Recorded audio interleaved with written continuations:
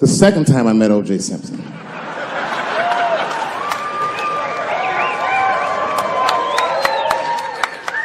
was right after the trial of the century.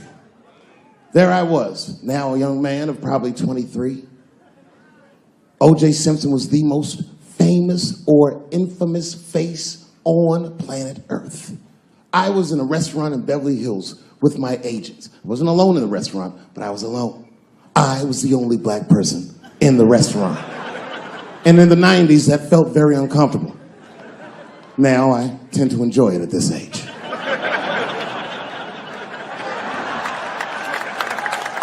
I was having dinner with my agents, celebrating a deal that they told me was lucrative, but I later learned fucking sucked. And suddenly, a group of women walked by. Every race was in that group. Black, white, Asian, Latina, white, and white again. They were all gorgeous.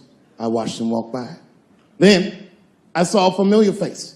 Al Collins. Couldn't believe what I saw. And then, close behind him, was O.J. Simpson, newly released from jail. The restaurant fell still. I was shocked. I didn't mean to say it out loud, but it just came out. O.J. He stopped, turned around to see who said it, saw my black face, and correctly assumed it was me.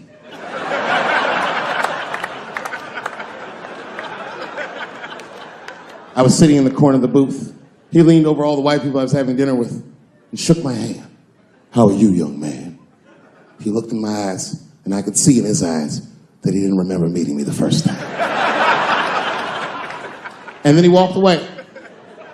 And I looked back at my agents, and all of them had nothing short of disgust on their faces. And the only one with the courage to voice their disgust was a woman named Sharon, who used to represent me. How could you, she said. How could you shake hands with that murderer? I said, Sharon, with all due respect, that murderer ran for over 11,000 yards.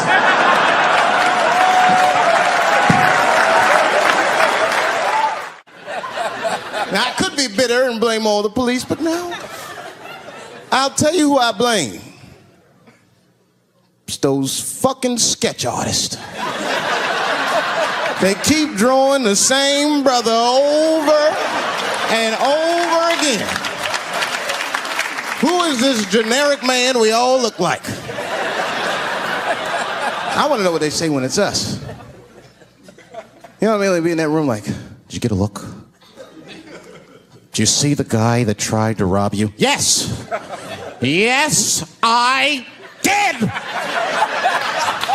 He was about 6 feet tall, I'd say. 6 feet tall? Yes. He had his hat on backwards, too. Good. That's good stuff. Hat was on backwards. Yes. He was black? Okay. Big lips, big nose, dick hanging out. Say no more, sir. I'll draw him from memory. You know, let me get my stencil. I think we can trace this guy and save some time. The only thing in our society that bothers me the most is the way that men and women don't get along no more. That's really what's bugging me about it. Men and women just don't get along. Like, I hear women say this all the time. I know a lot of you sisters be like, chivalry is dead. Don't you? Don't y'all feel that way? Like men aren't gentlemen anymore? That's right. Chivalry is dead, and women killed it.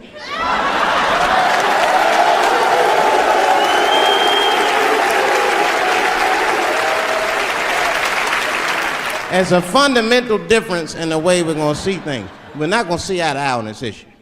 We're just not. Our tests in life are different. A woman's test in life is material. A man's test in life is a woman. Now, by test, I mean that those are the things that we desire. Men have nice cars. Not because they like nice cars, because they know women like nice cars. That's how it goes.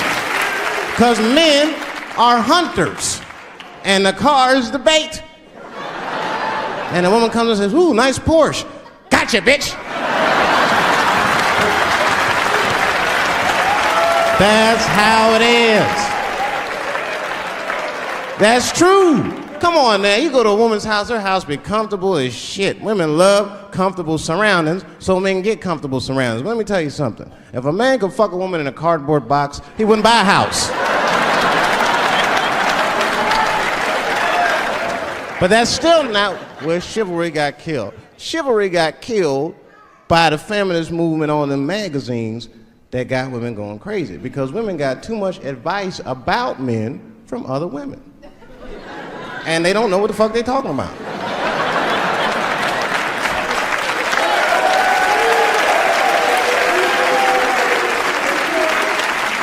It's true. I see this shit in the magazines. I don't read them, but I be seeing the cover. I be in the grocery store, fellas, you look at one of the magazines like, what is this? And they say on the cover, 100 Ways to Please Your Man by some lady. Get out of here, man. Come on. Ain't no 100 ways. That list is 4 things long. Just suck his dick, play with his balls, and then fix him a sandwich and don't talk so much, and they're gonna be happy.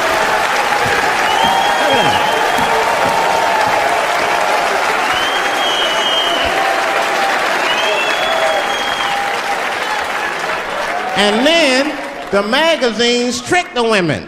The magazines start picking at your self-esteem. Every page you turn, you start feeling fatter and uglier, and you feel like your clothes aren't good enough. And the magazines have you forgetting how fucking beautiful you are. And that's what happens. Now look what happens.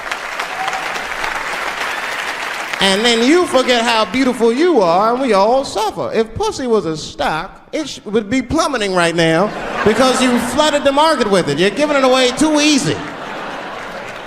I'm just being truthful. I'm just talking. It would plummet. You'd be watching the news today, pussy plummeted again on the NASDAQ. Gold is up 10 points. You can see it. You ever have this happen? This is how confusing it is. This is the practical application of what I'm talking about. Like a guy be out, this happens to a lot of guys, you be out at a club, bar, right? You're kicking with your boys, and a girl walks by, and man, she looks good. She looks good. Not good in that classical way. I mean, you know, I'm talking good like she got half her ass hanging out her skirt. Her titties are all mashed together, popping out the top of her turtleneck and shit.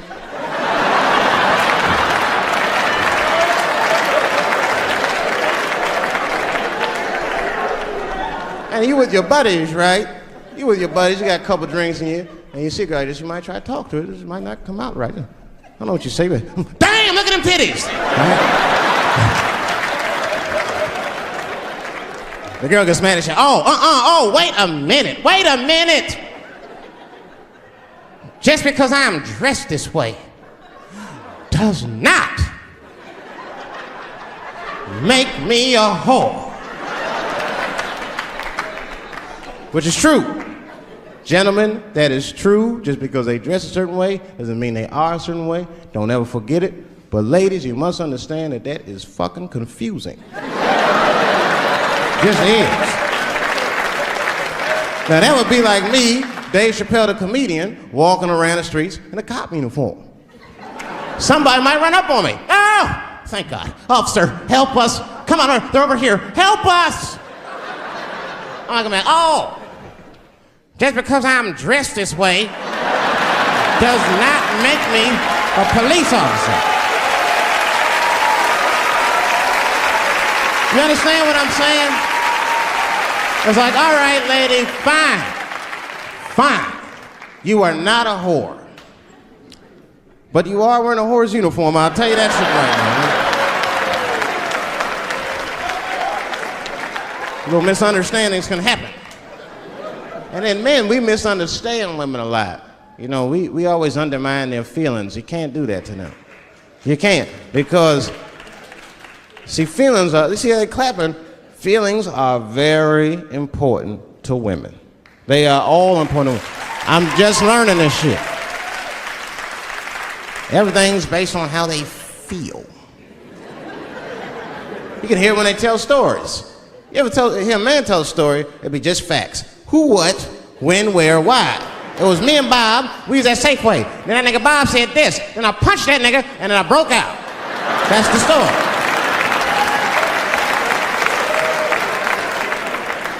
That's the story. Women will tell stories, all these feelings. And, well, first of all, you have to understand, I was on my period, and I just talked to my mother, so I was feeling like, God damn, it was too many feelings. What the fuck happened? Get to it. But I gotta talk about them. Gotta talk about them. That's how they always get me. I'll be sitting there, watching TV, chilling and shit. My old lady come up to me. David, we need to talk.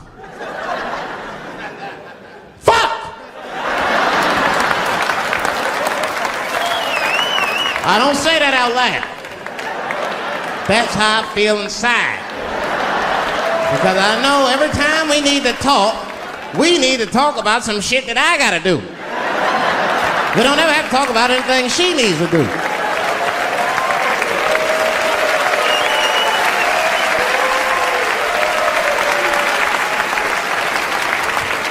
She leaves me defenseless. I have to do what I have to do. David, we need to talk. Nah. Don't do that to me, David. This is serious. Stop talking in that voice. No, see. I gotta do this, see. See. You're goddamn sick of it. This is the worst time ever to be a celebrity. You're gonna be finished. Everyone's doomed. Michael Jackson has been dead for 10 years, and this nigga has 2 new cases.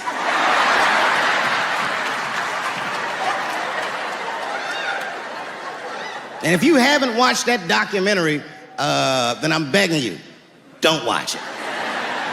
It's fucking gross.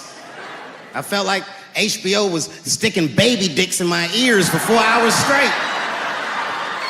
Really nasty shit. I don't want to know all these things. Turns out, Michael Jackson allegedly likes a long gander at the anus. So they said he stares at people's buttholes. That's what they said. That's how gross the documentary was.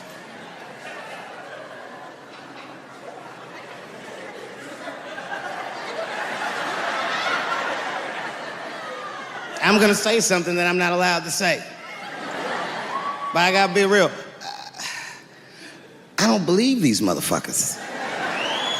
I do not believe it.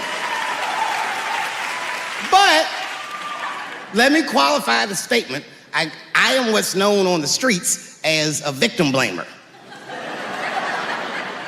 You know what I mean? If somebody come up to me like, Dave, Chris Brown just beat up Rihanna. I'll be like, well, what did she do?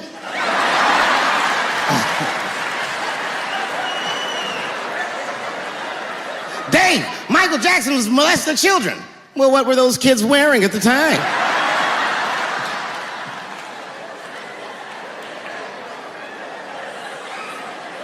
I don't think he did it. But you know what? Even if he did do it, you know what I mean?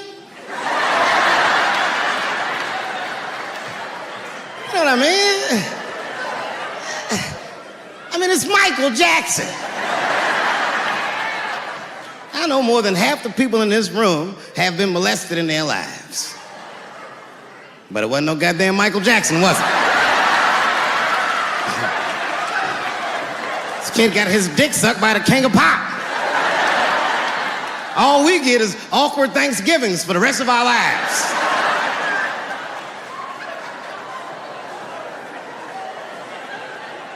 You know how good it must have felt to go to school the next day after that shit?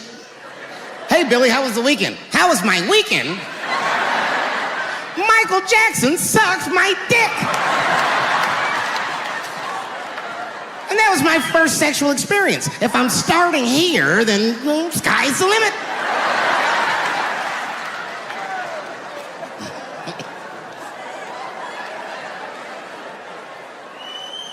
I know it seems harsh, but man, somebody's got to teach these kids.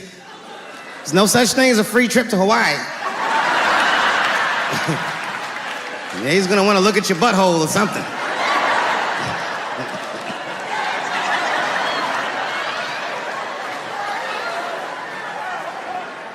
You know why I don't believe it? You know why I don't believe it? Because if Michael Jackson's out here doing all this molesting, then why not Macaulay Culkin? Macaulay Culkin said in an interview that Michael Jackson never did anything inappropriate with him or even around him. Think about that shit. You know, I'm not a pedophile. But if I was, Macaulay Culkin's the first kid I'm fucking, I'll tell you that right now.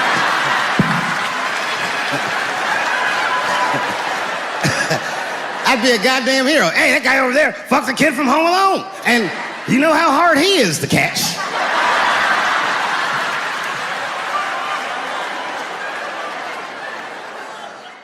All our stars, man.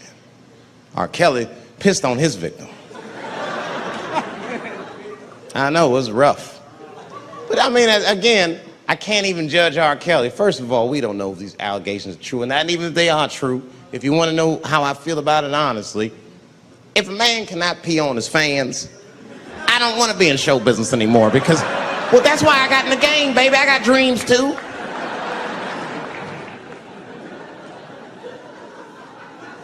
You guys are confusing the issue. While you guys are busy worrying about if R. Kelly even peed on this girl or not, you're not asking yourself the real question that America needs to decide once and for all. And that question is, how old is 15 really?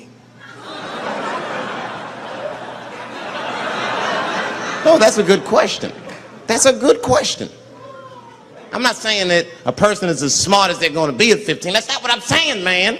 But I am saying 15 to me is old enough to decide whether or not you want to be pissed on. I mean, that's me. If you can't make a decision like that by the time you're 15, then just give up, motherfucker, because life is way harder than that. I make tougher decisions all the time. If you don't want to get pissed on, just get the fuck out of the way. It's not even a decision. If I start peeing on the front row, they're not going to have to calculate and think, oh, how do I feel about this? Am I okay with it? They just move. You can do that at 15. I could have. I've been 15. When I was 15, I was doing stand-up in nightclubs. I smoked reefer from time to time. Friends were selling crack. I was trying to finger fuck people. I knew what was happening around me to some degree. Getting pissed on was the least of my worries at 15. Trust me. But it keeps coming up. There's a lot of confusion around that age. Anytime 15 comes up, people freak out. Like when that girl, Elizabeth Smart, got kidnapped. Right? Remember in Utah last year, 15-year-old girl Elizabeth Smart was kidnapped, and then they finally found her and the whole country was relieved. And I was the only one saying, damn, she wasn't that smart after all. Not because she got kidnapped, that could happen to anybody. I'm not knocking her for that. I'm just saying, if you kidnapped me when I was 15, you gotta take me further than 8 miles away from my house, man. God damn. You can't hold me prisoner around shit I recognize. I'll break away. I'll break away. Fuck off me, nigga. That's my bus stop. I know where I'm at. I'm going home.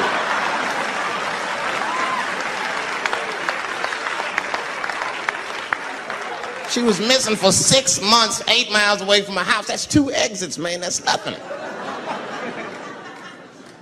And while she was missing, during this half a year that this girl is missing, there's a 7-year-old black girl gets kidnapped in Philadelphia. Nobody knows her name. They might have talked about it 2 or 3 times on the news, but she should have been the top story because she chewed through the ropes and had both of these motherfuckers in jail in 45 minutes flat. 7 years old. I'm not making this up. These 2 crackheads kidnapped her and took her back to the crack house and tied her up. And then they left her. They're crackheads. They got to make moves. Crack, smoke, chocolate to eat. These motherfuckers made moves. It was out. But as soon as they left, this little girl got the nibbling. She was kidnapped at 4 o'clock and at home watching herself on the news at 5:30. That shit is crazy. That's a news story. That is a news story. Now, meanwhile, in Utah, 15-year-old Elizabeth Smart's captors left her alone too. And they didn't even tie her up because they're hillbillies. They just bounced. Don't try to escape, bitch, or we'll kill you. Be right back. They leave. And she's 15 sitting in the house by herself. How am I gonna get out of this? Come on, Elizabeth, think.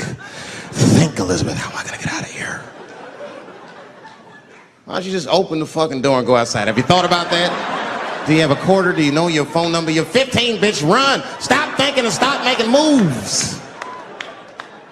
I know I sound mean, and I know what the people are thinking when I'm saying this. Dave, she is only 15. All right, but that's the discrepancy, because when you talk about a little girl like Elizabeth Smart, then the country feels like 15 is so young and so innocent. On the flip side, here comes 15 again. Now we talking about a 15-year-old black kid in Florida. This black kid accidentally killed his neighbor when he's practicing wrestling moves that he saw on TV. Now, was he a kid? No. They gave him life. They always try our 15-year-olds as adults. This nigger knew what he was doing. It's a goddamn pile driver. If this kid gets on the ropes, there's no stopping him. You'd have to send the Rock to arrest him. And they gave a 15-year-old boy life in jail. If you think that it's okay to give him life in jail, then it should be legal to pee on him. That's all I'm saying. You got to make up your mind across the board how old 15 actually is. That's all I'm saying. So I'm going to tell you right now, if somebody comes in here and puts a gun in my head and says, Chappelle, you got a choice to make. You're either going to jail for a month or we'll let you go, but you got to let R. Kelly pee on you. I'm not hesitating. Bring in R. Kelly and tell him to stay away from my ass. I'd rather get pissed on the outside than fucking the butt on the inside, son. I can't go to jail with some smooth Botox balls and think everything's gonna be all right. It's not that kind of place. Take my chance with that piss. Piss will wash off with a 10-minute shower, I'm certain of it. This piss coming right out. What can I do? They're gonna put me in jail.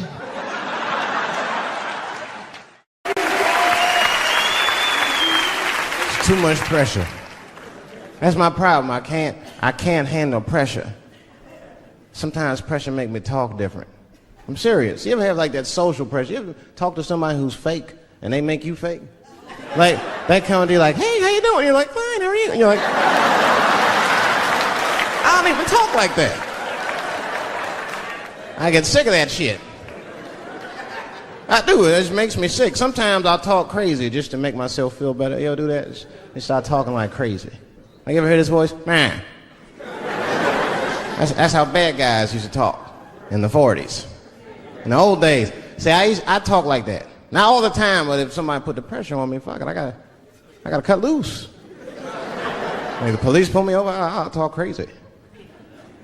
Son. Do you know why we pulled you over? Nah, because I'm black, see? That's right. Nah. I'll do it. It's not illegal to talk like that. How do they know I don't talk like that every day? Stop talking like that. Stop talking like white copper. Nah. That's how I talk, see?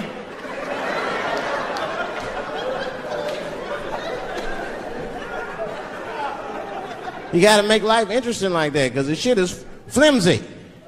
Life is flimsy. You think you're gonna live forever, you ain't not gonna live forever. It's dangerous out here. We know what's going on. I travel now, you know. I used to think DC had the roughest ghettos in the country. Nah, nigga, I have seen some shit now. Oh, there's some rough areas outside of DC. Yeah, everybody should go to the ghetto. I was taken to the ghetto one time. That's the worst. When you get taken and you're not expecting to go. You know, usually you want to know when you're going to the ghetto, like, I'm going to see some wild shit. I got to prepare myself. I'm going to see something crazy. When you're taken, it's different. I had a limousine driver. It was after a show. It was late at night. It was like 3 in the morning. I had a limousine driver. He was a nice guy talking to me and shit. Oh, hey, where you from, dog? DC? Word? That's a rough city, man. And his cell phone started ringing. Hold on 1 second. Hello? Oh, what's up, nigga? What? What the fuck? Slow down. What? What the fuck? No! Fuck that, nigga. Fuck it. I'm on my way.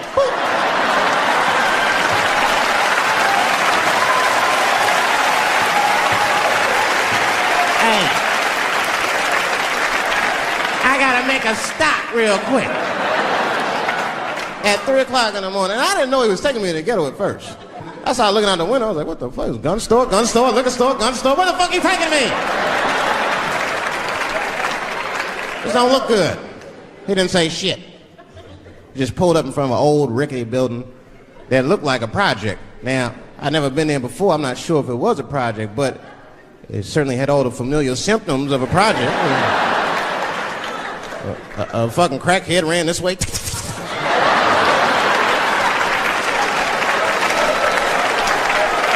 And then another one jumped out a tree and shit. And I said, I'll be right back. And left me. Took the keys with him and just left me.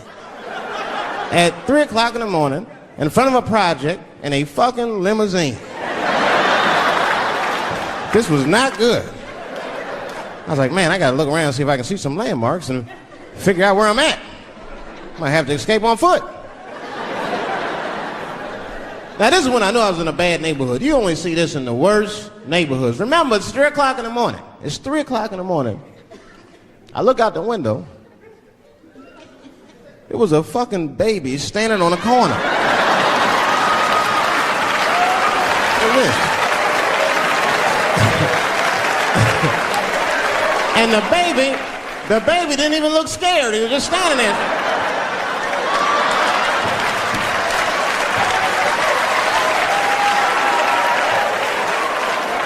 I mean, it made me sad. It made me sad, really. You know what I mean? Because I wanted to help the baby. I was like, I don't trust you either. I'm sorry. Click. Click. The old baby on the corner trick, eh? I'm not going to fall for that shit. Where's this limousine driver? You know, I start feeling bad. As time goes by, I start feeling worse. Like, man, what is wrong with me? What the hell's wrong? I'm scared of a baby. And this baby could be in trouble. He might need my help. I got to do something. But I wasn't going to get out the car. I'm serious, man. I just cracked the window a little bit.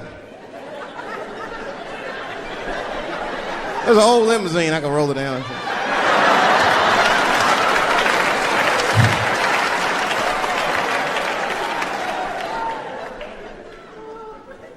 Hey, baby. Baby, go home, man. It's 3 o'clock in the morning. What the fuck are you doing up? The baby said, I'm selling weed, nigga. I said, oh, shit.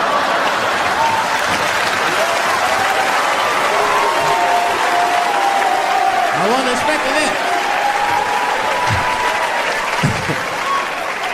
I'm serious. I had to buy 2 bags from him to calm my nerves. Let me get 2 20.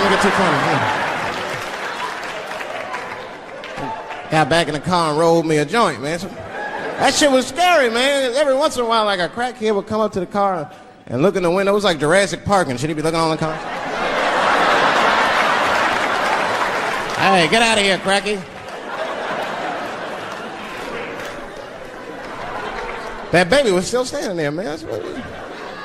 Then I started feeling bad again. Yeah, weed make you feel guilty sometimes. You know. Man, what is wrong with me, man? I have just bought weed from an infant. I can't condone this kind of behavior. What am I thinking? I can't let the fear ruin my morals. Gotta do something.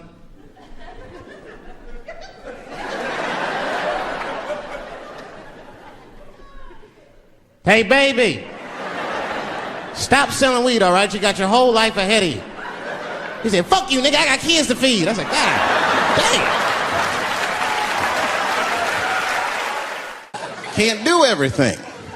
Maybe weed. If you're gonna do something, do a little weed. Smoke weed. Weed's not as bad as everything else. Weed is a background substance. You know what I mean? You can smoke some herb and still function. And you ain't crisp, but you'll function. Nothing higher than weed, though. I made that mistake one time. I was at a party, some guy gave me some shit. He's like, here, man, take this. It's fucking mushrooms. I took it, I forgot all about it, you know. Then a couple days later, I found that shit in my pocket. I'm thinking, why not? Because I'm thinking it's like weed, some background shit. I planned my whole day out like it was weed. I'll chew this shit up, Then I'll go to the barber shop, get my hair cut, and then I'll see a movie.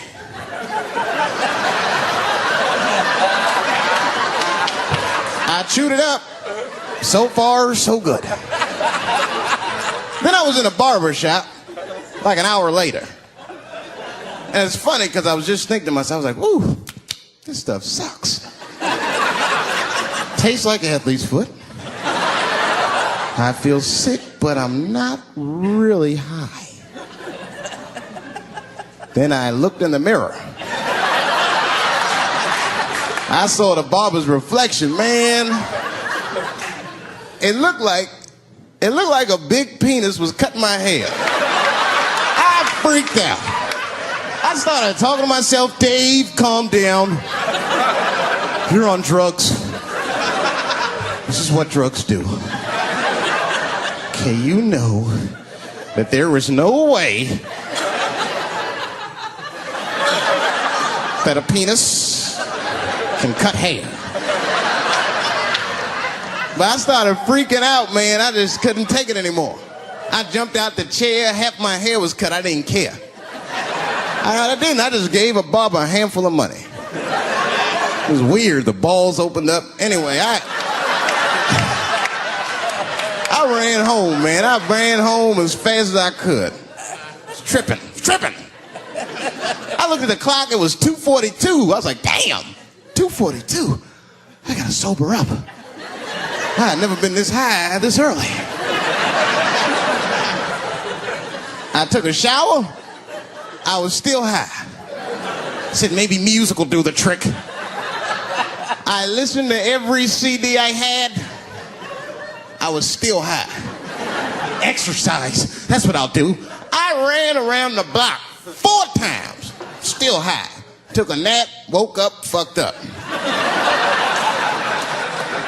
I looked at the clock, it was 2:43. I said, God damn. But there's a more important reason that I would stop doing comedy right now.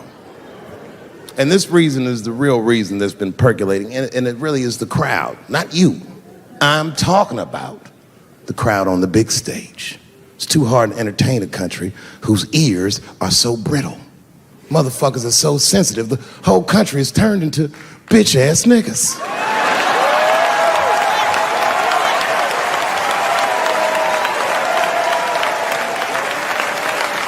Everything you say upsets somebody. But motherfuckers are just taking it too far. I don't know why or how everybody got this goddamn sensitive. You know who hates me the most? The transgender community. Yo, yeah, these motherfuckers. I mean, I didn't realize how bad it was. These motherfuckers are really mad about that last Netflix special.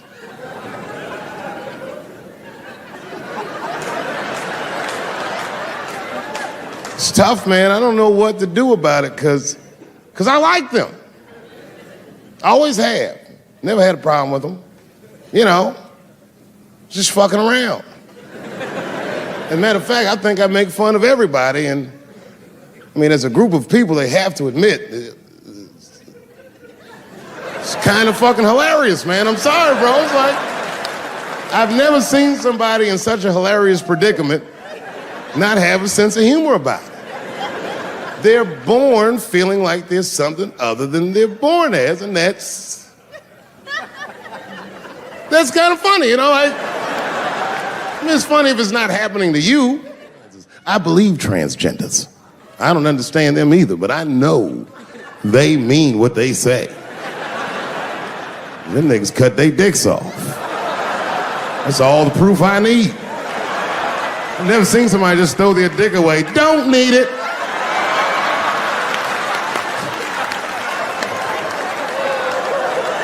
I don't understand, but I believe you and I support your decision, motherfucker. There's a problem in that feminist movement, isn't there? From its inception in America, there's always been a racial component. When Susan B. Anthony was having that meeting and Sojourner Truth's black ass showed up, read your history books. All them white women asked Sojourner Truth not to speak. They didn't want to conflate the issues of women's rights and slavery. But you know how black bitches are. Sojourner Truth went up there anyway.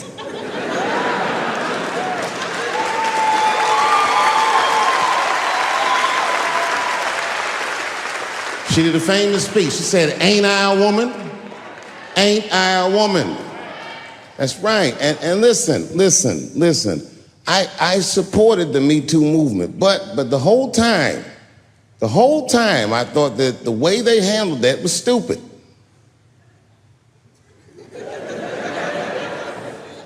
It was white. It was like they were doing shit like going to the Golden Globes, and all of them would be like, "Let's all go to the Golden Globes and wear black dresses, give these men a piece of our minds." Bitch, that is not gonna work. You think Martin Luther King's gonna be like, "I want everybody to keep riding the bus, but wear matching outfits"? You gotta get off the bus and walk. It's real talk. Real talk. That was a silly movement.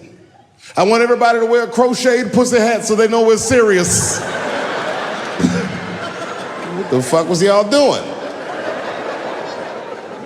And then I said something about it in one of my specials, and all these women actresses came after me. I said, "Man, fuck y'all too. You canceled. I ain't jerking off to none of your pictures again."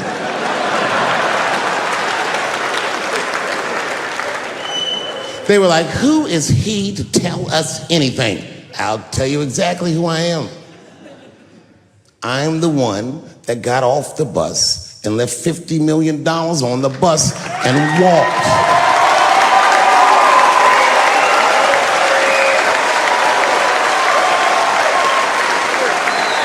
I agreed with these women. I just didn't agree with what they were doing about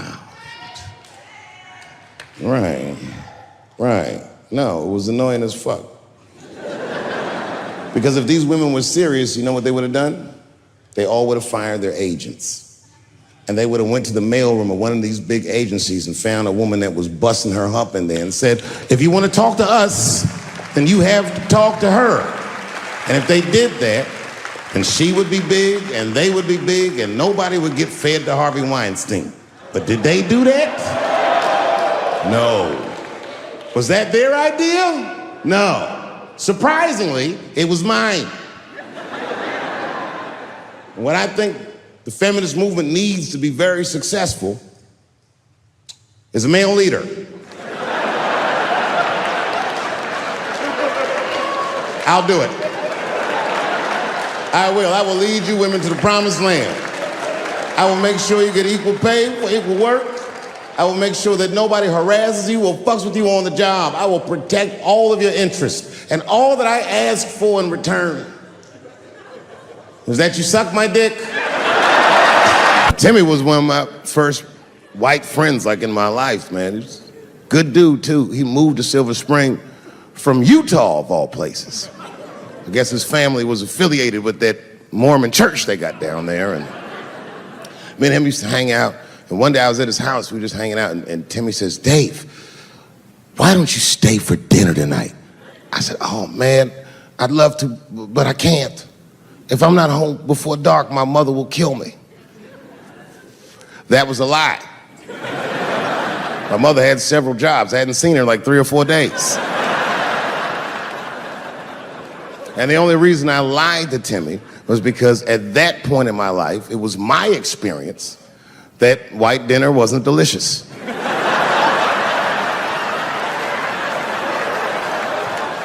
I'd rather go home and fry some bologna or some shit like that.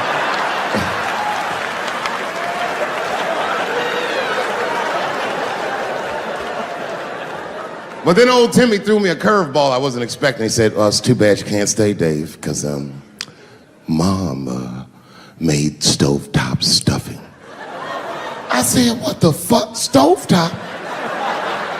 Well, hold on, nigga. Let me make some phone calls real quick. I had seen that commercial so many times. I had dreamt of getting my hands on some of that stovetop stuffing. And finally, I met a motherfucker that actually had a box of stovetop in the house. I couldn't miss this opportunity, so I pretended to call my mother. And then I came back and I said, Timmy, you're not gonna believe this great news. Mom said I can stay." And he said, "Fantastic." He said, "Why don't you come with me and we'll help set the table and then we can say the blessing." I had no interest in setting this motherfucker's table or saying these crazy ass Mormon prayers. I just wanted that goddamn goddamn stuffing. So I told Timmy, I said, you know what? I'd love to help, but let me go wash my hands first. My plan was simple. Wash my hands slowly, and by the time I'm done, the table will be set, the blessing will be said, and all that there will be left to do is eat. Went to the bathroom. I washed my hands very slowly. I must have been in there for about 10 minutes. And suddenly, one of his mothers came to the door.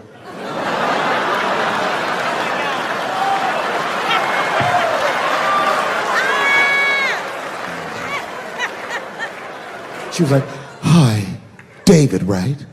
I said, yes, ma'am. She said, Timmy tells me that you're planning on staying for dinner. I said, I hope that's not a problem, ma'am. She says, no, it's no problem. In fact, we'd love to have you. It's just that we weren't expecting company. And I'm afraid there's not enough stovetop stuffing for everybody. So I kicked her in the pussy. Bam! Ladies and gentlemen, I told you I'm dope, nigga. I told you what I was gonna say and you still didn't see it coming. And that's why I make the big bucks. You know who I feel real bad for is Indians. Everybody feels bad for Indians. They get dogged openly because everybody thinks they're dead. These motherfuckers are not all dead, all right? With my own eyes, I've seen a gathering of 1,500 Native Americans. They were all gathered in one place. The place is called Walmart in New Mexico. There's Indians everywhere. I'd never seen Indians before. I wasn't even sure if they were Indians. It's fucked up, but I asked one of them. It's not nice, but I seen him in the sports section looking at bows and arrows. I had to say something, excuse me. I don't mean to be rude. Are you an Indian? And he was cool. Yes. Yes, I'm Indian. Still didn't believe him. I had to test him to be sure. This is fucked up. But I had a gum wrapper in my pocket, so I balled that shit up and I threw it on the floor. And a single tear came out his eye. I said, oh shit. I had so many questions. So what tribe are you from? I am a Navajo. I said, word. I studied you in social studies. You're a hunter-gatherer, correct? He said, I guess so. That's what you wish to call it. I said, why? What do you call it? He said, I am an alcoholic.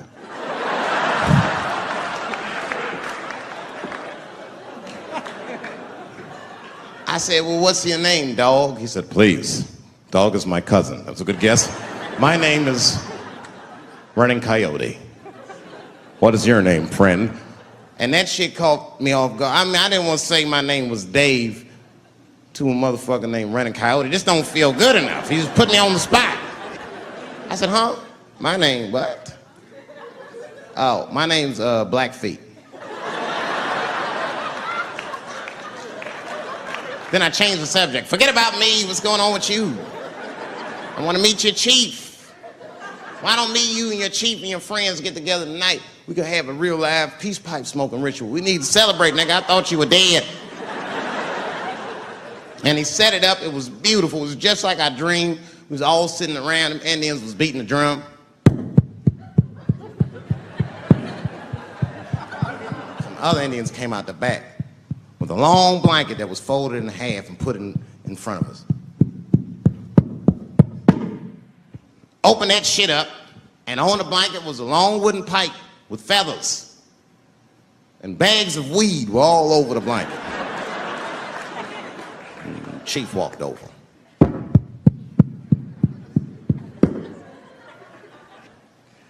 The big ones are 50. The little ones are 25. And these are 10.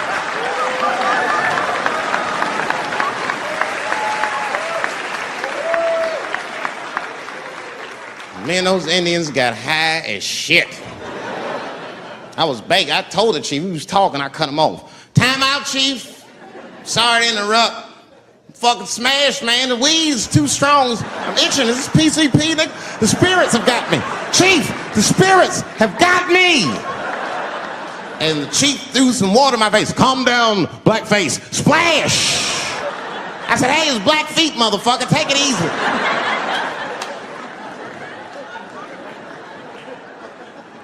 Blackfeet, you're welcome to stay amongst me and my tribe for the night until the spirits leave you.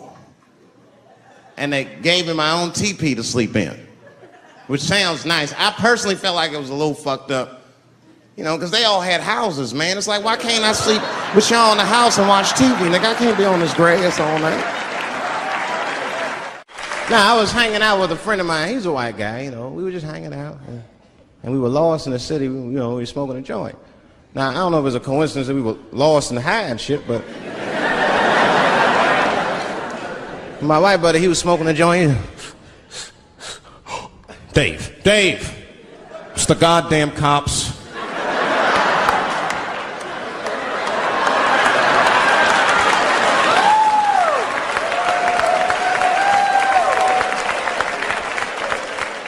I'm gonna ask him for directions. I said, Chip, no! Chip, don't do it! It was too late. He was walking over there. This man was high as shit. Excuse me, sir. Touching him and shit. Excuse me.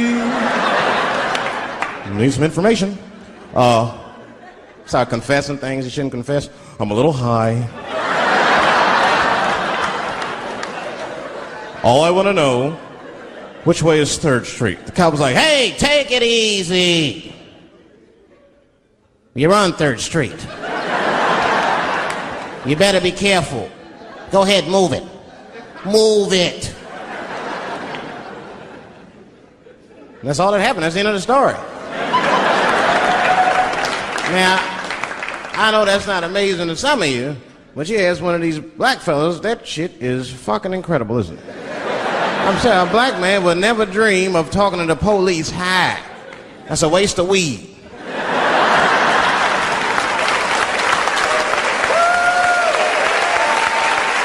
Serious.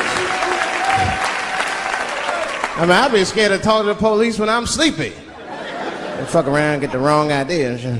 Oh my God. That nigger was on PCP, Johnson. I had to use necessary force. You saw him. No paperwork. Just sprinkle some crack on him. Let's get out of here. That's how it is. But at the time, I didn't think there was anything racial about it. I was just like, man, Chip, you got fucking lucky. You better be careful. But then another time, me and Chip were driving. Now, I'm not driving. Chip is driving, and he's driving a little crazy. He's been drinking. Now, I don't like to let my friends drive drunk, but, you know, I was smoking a joint. I couldn't really say shit to the guy.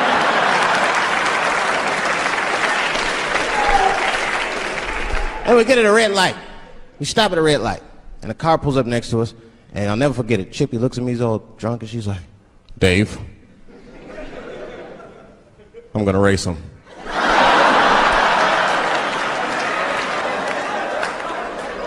I knew it was a bad idea, but I was high. I tried to explain to him it was a bad idea, but all that came out was, well, nigga, sometimes you gotta race. I don't know.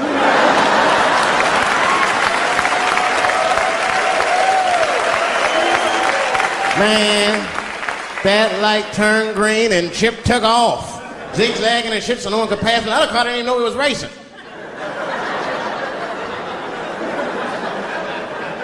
Then the police seen us and pulled us over. Now you understand, I'm scared as shit. I mean, come on, the car smells like weed. I've been speeding, this man is fucking drunk. I was scared. Chip was not scared at all. It was weird. He didn't even turn his radio down. Isn't that weird a little bit? I mean, if you get pulled over, wouldn't you turn your radio down? Nobody want to get their ass beat to a soundtrack and shit. You know what I'm saying? Chip had the music blasting. We're not gonna take it.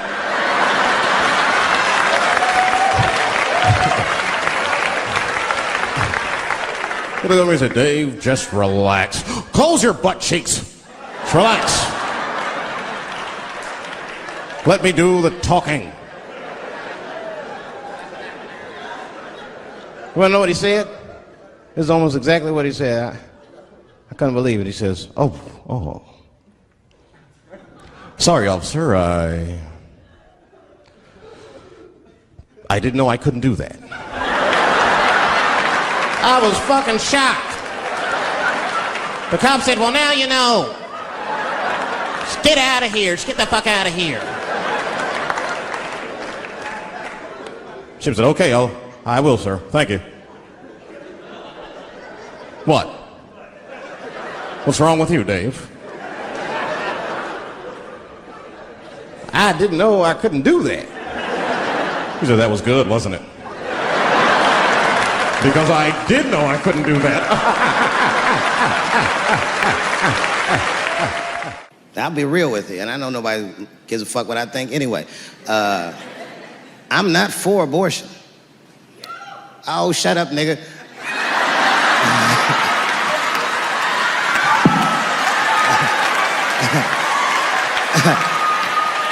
I'm not for it, but I'm not against it either. It all depends on who I get pregnant.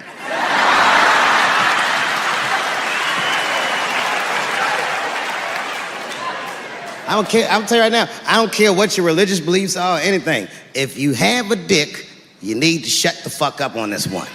Seriously.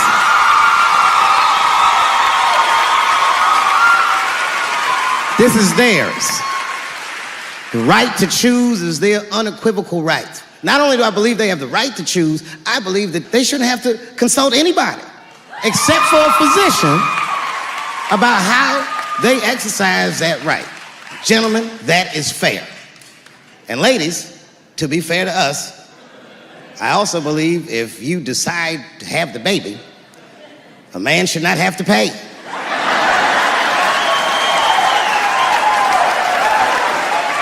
That's fair. If you can kill this motherfucker, I can at least abandon him. It's my money, my choice.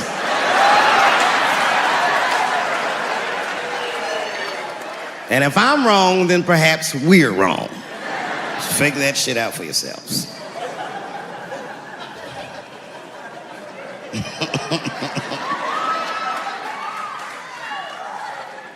I mean, really, y'all, what the fuck are we doing? I can't live in this new world you're proposing. And meanwhile, while we're worrying about all this other shit, look at what's happening. They just killed another 12 people in a mass shooting in Virginia Beach. This shit's happening every week. It happens so much, I don't care anymore. I came home early from the road. I had a $12,000 suit on, because life's been going good. And I got home early and dinner was cooking. You ever come home when dinner's cooking? Doesn't that smell good? And my son saw me, and he was like, Dad's home. And he got up from the table and ran over to give me a hug, but he had chicken grease all over his face. So I stepped on him like, yo, my man. Wash these threads, son. This is an expensive suit. I don't want you to get the chicken grease all over me. And he was like, what the chicken grease? Dad, this is duck.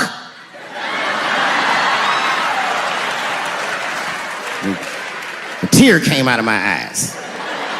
I never dreamt I'd do so well in life that I'd raise a nigga with duck grease all over his face.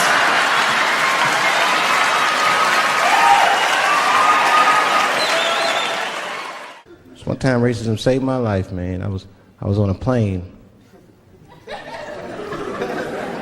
I was coming from overseas, and I don't know how this guy got a machine gun on the plane, but he stood up, man. He said, everybody get on the fucking ground.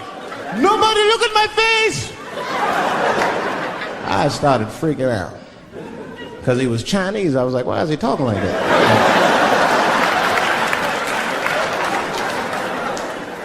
He was screaming and crying. I was the only brother on the plane. Well, I thought I was the only brother. I looked over, there was one other black dude. He was from Nigeria. I looked over at him, he was looking right in my face, man. He didn't say two words to me, he just looked at me, he was like,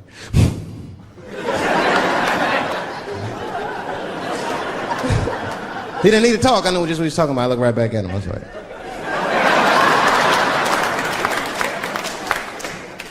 Some white dudes on the front of the plane seen us. They were like, oh my God. I think those black guys are going to try to save us.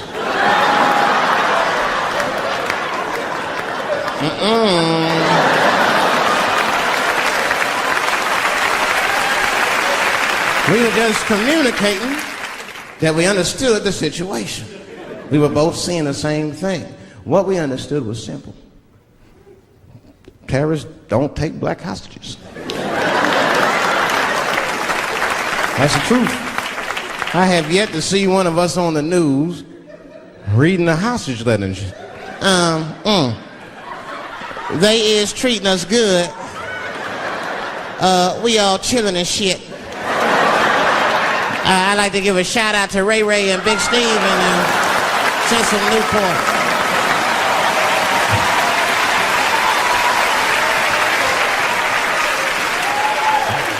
You're not gonna see it. Terrorists are smart. They know what they're doing there, you know. They terrorists.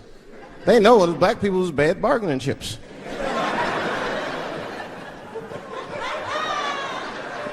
They called the White House. Hello? We have got 5 black... Hello?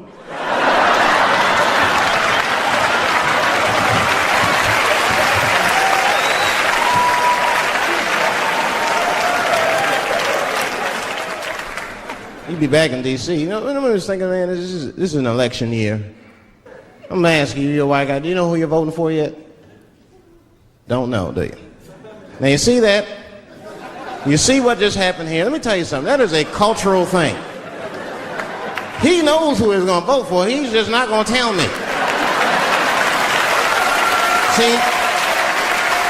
I've noticed that. That is a cultural thing. White people do not like to talk about their political affiliations. It's a secret. You ever ask a white guy who's voting for you? Hey, Bob, who are you gonna vote for? Dave, whoa. Take it easy now. Take it easy. So anyway, I was fucking my wife in her ass, right? And I mean, it was something else. Yeah, but who are you voting for? Dave, come on with the voting. I'm trying to tell you about fucking my wife here. Ask me all these personal questions. They don't like to divulge that information because it matters to them. Black people talk about that shit. Black people will openly talk about politics. Black people will openly talk about beating up politicians and shit. If I see George Bush, I'll kick his motherfucking ass for cutting my Medicaid. They say it. Why would just say it? But there's a reason for that. It matters more for them. It matters more. Black people see even when I vote, right? Which I don't. But even when I think about who I would vote for, right? I don't even look at their political policies. I just look at their character.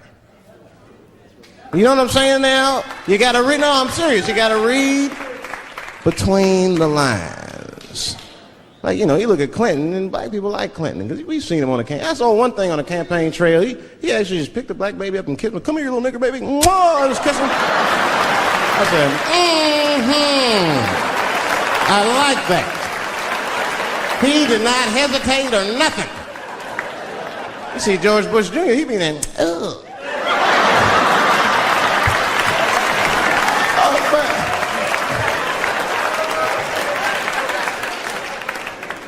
I'd never vote for George Bush Jr., but I don't know George Bush Jr.'s politics.